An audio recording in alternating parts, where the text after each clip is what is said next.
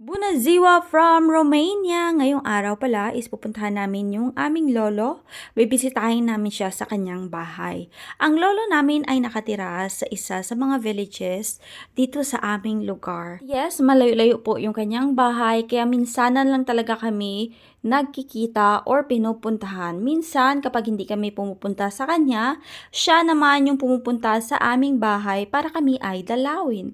Pero bago tayo makarating sa kanyang bahay, tingnan nyo naman yung mga taniman dito sa aming lugar. Nag-uumpisa na rin silang magtanim ng mga gulay sa spring. At nandito na pala kami sa bahay ng aking ugangan. Pagdating namin, nakita ito ng Yana yung picks or her ballpen kasi ang daming ballpen ng aking ugangan. So, ginhampangan niya kasi dito sa bahay niya walang masyadong laruan yung aking Yana. Ginabi na nga kami sa pag-uwi sa aming bahay. Ang dami kasi naming pinagkukwentuhan kaya hindi na namin namalayan, naggabi na pala. At take note, bumalik na naman kami sa bahay ng aking ugangan kasi yung phone ng aking banabers nakalimutan niya doon.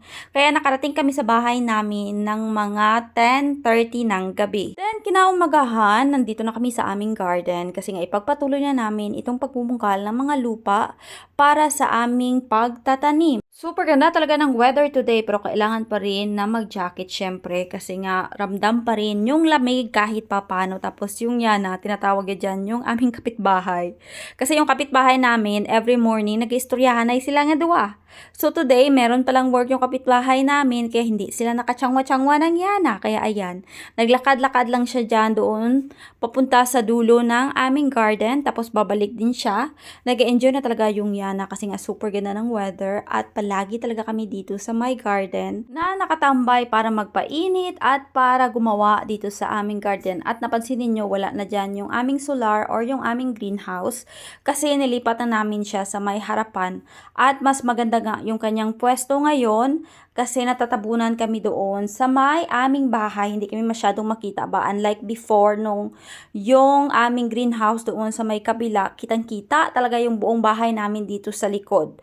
So wala kaming privacy. The good thing lang, nilipat namin. So meron na kaming konting privacy. Kasi nga importante talaga dito sa aming lugar yung meron kayong privacy na tinatawag at ito na nga yung nabungkal ng aking asawa. So meron na kaming tatlo dyan na nakahilera. Hindi ko na makasikaya na ako yung magbungkal. May katigasan na rin kasi yung lupa kaya hindi ko na talaga kaya. Thank you so much sa aking asawa na very supportive sa aking pagtatanim.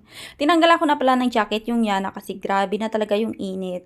Magka quarter 12 na ito pero ayaw pa talagang pumasok ng aking. Tapos itong aming greenhouse, bibilan ko siya ng plastic para talagang hindi na kami kita doon sa may harapan at nakikita ko na ang napakaraming improvement dito sa aming garden.